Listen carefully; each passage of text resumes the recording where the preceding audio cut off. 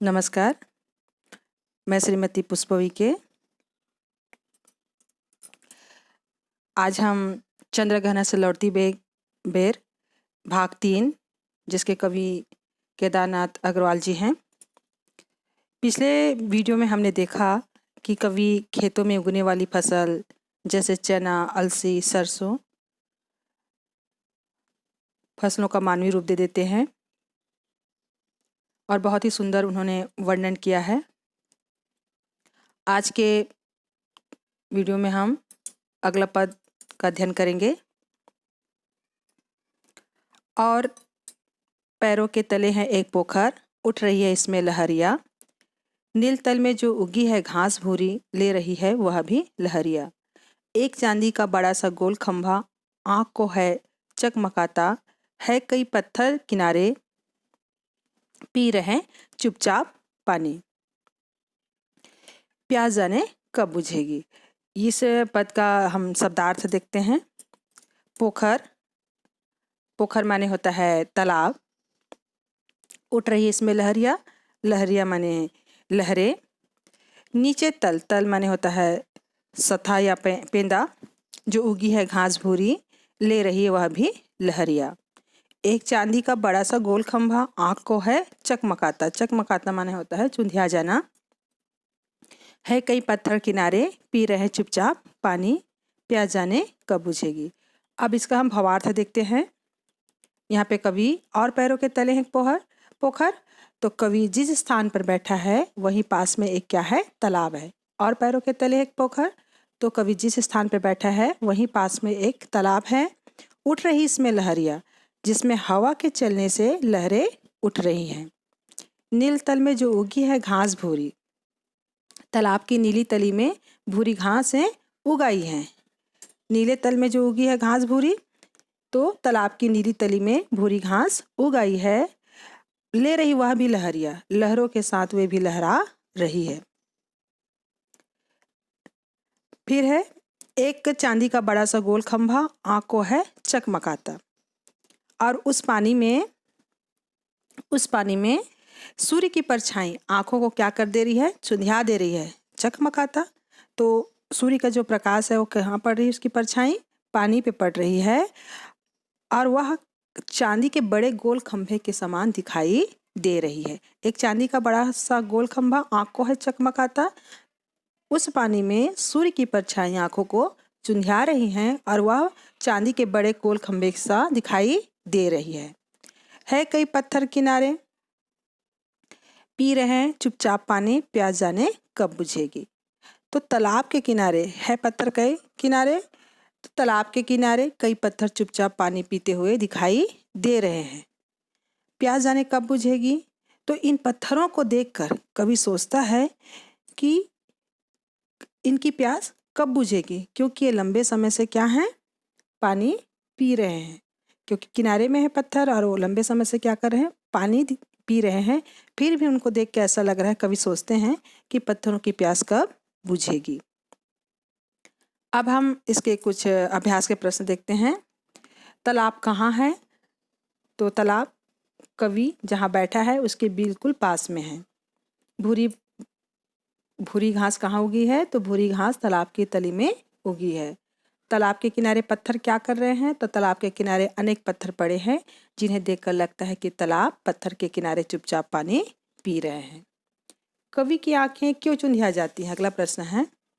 तो सूर्य का प्रतिबिंब तालाब में गोल खंभे जैसा बन रहा है, जिसकी ओर देखने पर कवि की आंखें चुंधिया रही हैं। अगला हमारा प्रश्न कि काव्यांश में कौन सी भाषा प्रयुक्त है। ये जितने पद हैं उसमें कौन सी भाषा प्रयुक्त है, तो काव्यांश में तत्सम शब्द युक्त देशज भाषा का उपयोग है। ये पूरे पद में काव्यांश में तत्सम शब्द युक्त देशज भाषा का प्रयोग हुआ है।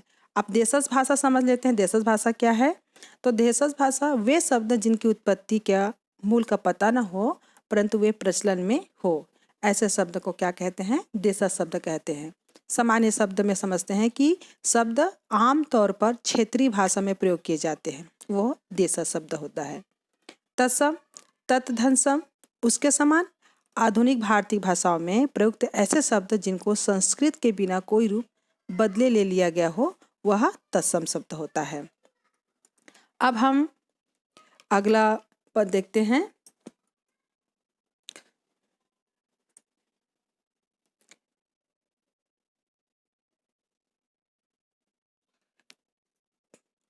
चुप खड़ा बगुला डुबाए टांग जल में, देखते ही मीन चंचल ध्यान निंद्र त्यागता है, चट दबाकर चोंच में नीचे गले के डालता है। एक काले माथे वाली चतुर चिड़िया श्वेत पंखों के झपाटे मार फौरन टूट पड़ती है भरे जल के हृदय पर। एक उजली चटुल मछली चोंच पीली में दबाकर दूर उड़ती है गगन में।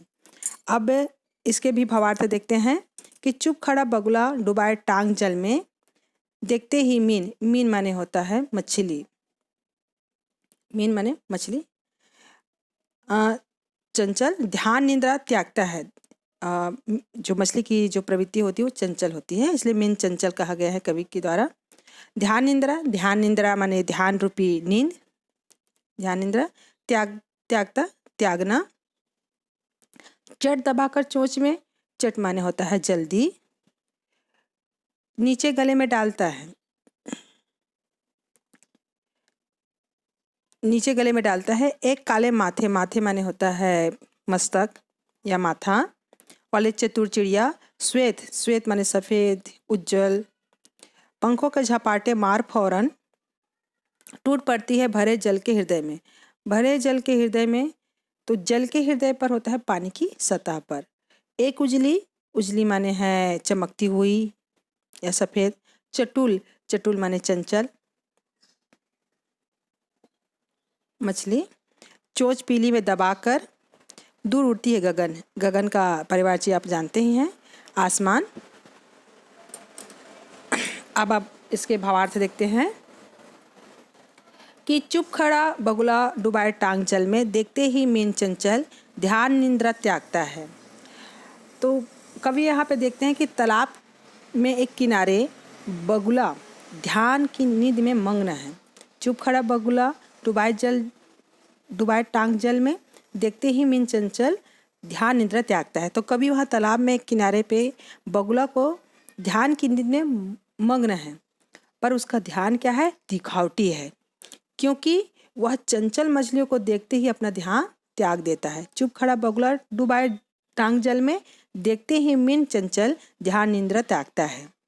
तालाब के किनारे बगुला ध्यान नींद में मग्न है, परंतु ये कैसा है, उसका ध्यान दिखावटी है, क्योंकि वह चंचल मछलियों को देखते ही अपना ध्यान त्याग देता है। चट दबाकर चोंच में नीचे गले के डालता है, क्योंकि चट दबाकर चोंच में नीचे गले के डालता है। उस मछली को वह चोंच में पकड़कर गले के नीचे उतार लेता है। एक काले माथे वाली चतुर चिड़िया, उसी समय एक काले माथे वाली चतुर चिड़िया श्वेत पंखों के झपाटे मार फौरन टूट पड़ती भरे जल के हृदय पर। उस मछली को तभी कवि देखता है कि एक काले माथे वाली, कवि देखता है कि काले माथे वाले एक चतुर चिड़िया जिसके पंख सफ़ेद हैं, पानी की सतह पर झपट्टा मारती है। एक काले माथे वाली चतुर चिड़िया श्वेत पंखों के झपाटे मार फौरन टूट पड़ती है भरे जल के हृदय में। उसी समय तभी कवि देखता है कि काले माथे वाली चतुर चिड़िया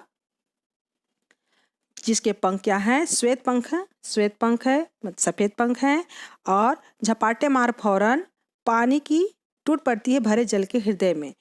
जिसके पंख सफ़ेद हैं, पानी की सतह पर झपट्टा मारती है और अपनी पीली चोंच में एक चमकदार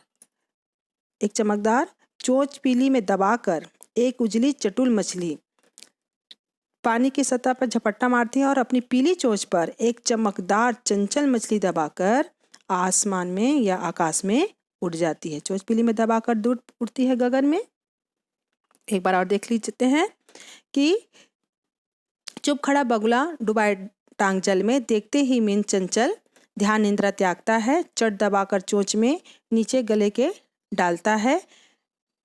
तो तालाब के किनारे एक बगुला ध्यान की नींद में मग्न है। इसका ध्यान क्या है, दिखावटी है, क्योंकि वह चंचल मछलियों को देखते ही अपना ध्यान त्याग देता है। फिर और उस मछली को वह चोंच में पकड़कर गले के नीचे उतार लेता है। एक काले माथे वाली चतुर चिड़िया श्वेत पंखों के झपाटे मार फौरन टूट पड़ती है भरे जल के हृदय पर। एक उजली चटुल मछली चोंच पीली में दबाकर दूर उड़ती है गगन में। तभी कवि देखता है कि काले माथे वाले एक चतुर चिड़िया जिसके पंख सफ़ेद है पानी की सतह पर झपट्टा मारती है और अपनी पीली चोंच में एक चमकदार चंचल मछली दबाकर आकाश में उड़ जाती है। ये तो इसका भावार्थ था। अब कुछ अभ्यास के प्रश्न देखते हैं कि बगुला ध्यान निद्रा कब त्यागता है। तो तालाब में ध्यान लगाए खड़ा बगुला जैसे ही मछली को देखता है वो अपनी ध्यान निद्रा त्याग कर शिकार कर लेता है। दूसरा प्रश्न इसमें कि काले माथे वाले चिड़िया को चतुर क्यों कहा गया है। तो काले माथे वाली चिड़िया जल में झपट्टा मारकर चतुराई से अपने शिकार को पकड़ लेती है, इसलिए उसे चतुर कहा गया है। अगला प्रश्न देखते हैं, चिड़िया और बगुला किसके प्रतीक है। यहाँ पे चिड़िया और बगुला के प्रतीक को पूछा गया है। तो चिड़िया और बगुला कमजोरों का शोषण करने वाले शोषक वर्ग का प्रतीक है। काव्यांश के भाषागत विशेषता लिखिए। तो काव्यांश देशज शब्द से युक्त सरल सहज और मुहारेदार भाषा का प्रयोग हुआ है। देशज शब्द को हमने इसके पहले पद में उसकी अच्छे से समझे थे, फिर भी एक बार समझ लीजिए कि देशज शब्द क्या है। देशज शब्द वह है जो क्षेत्रीय भाषा में प्रयोग, आमतौर पर क्षेत्रीय भाषा में प्रयोग किए जाते हैं। आज की क्लास यहीं तक। धन्यवाद।